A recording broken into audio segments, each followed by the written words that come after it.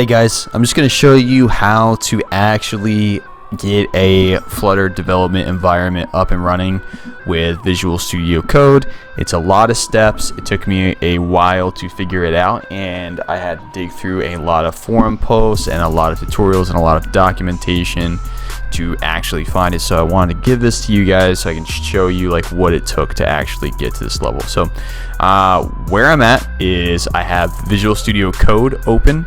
Flutter is running, and I have an Android emulator. This is a Galaxy S3 or whatever, and I've changed my hello world to Bob, but I could change it to whatever, and I'll just change it to some gibberish right now and then hit save, and then we should be good to go here after I hit hot reload.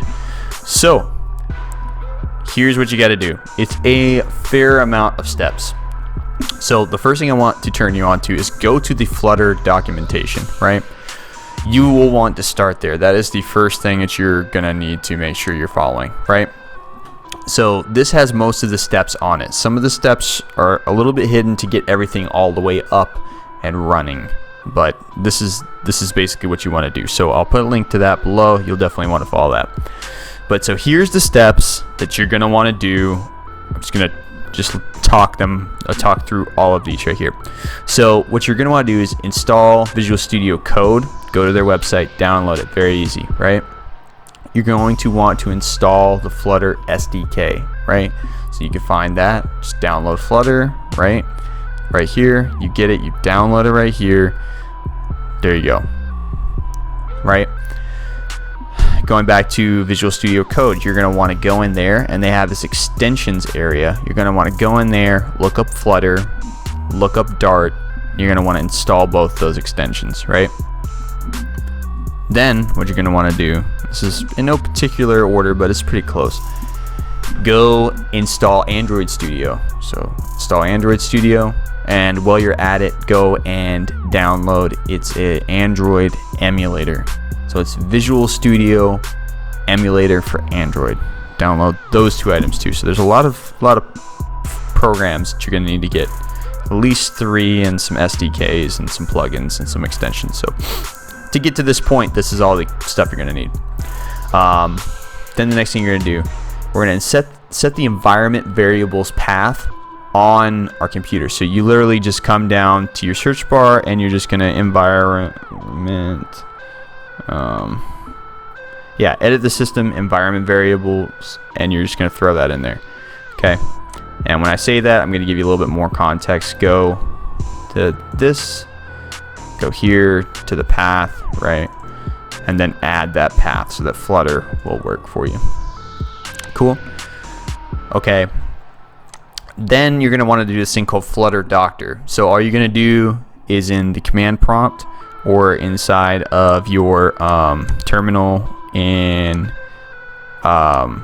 Visual Studio Code, you can just be like run Flutter Doctor, and it will go ahead and it will show you if you're up to speed. So the big thing that's gonna happen for you, here's Flutter Doctor, right? I just ran it. Okay, so you need all these to be checked green for everything to work. If they're not all checked green, you're going to be in an issue, right? One of the things that's not explicitly mentioned, I think, in the documentation, or at least I didn't find it, I had to look around for it, was you're going to have some of these Android licenses. They may not be checked off, right?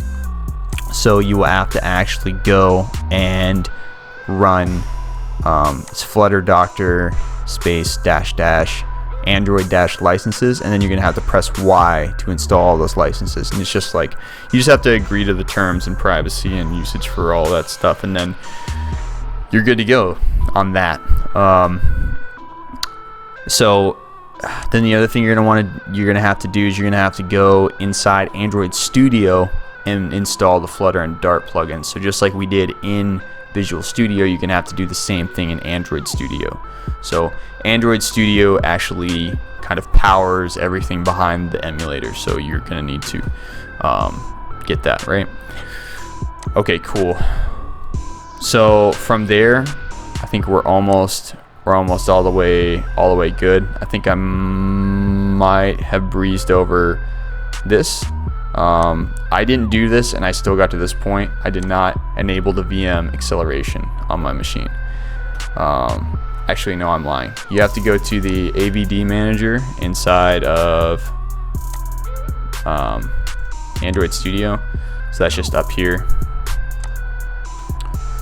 And then you'll be able to set up the virtual device. And the steps for that are really self-explanatory, right? And you can cut through that. It's just knowing that you need to do all these things is pretty in detailed, right?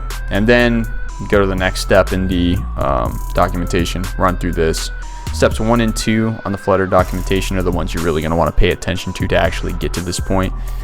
And then when all of this stuff is done right here, then you're actually just going to go to debug and hit start debugging, and then it'll pull up the emulator, and then you'll be good to go. So anyhow, I hope that all made sense for you, and that this is pretty straightforward, but you really need to follow the documentation really closely on installing everything.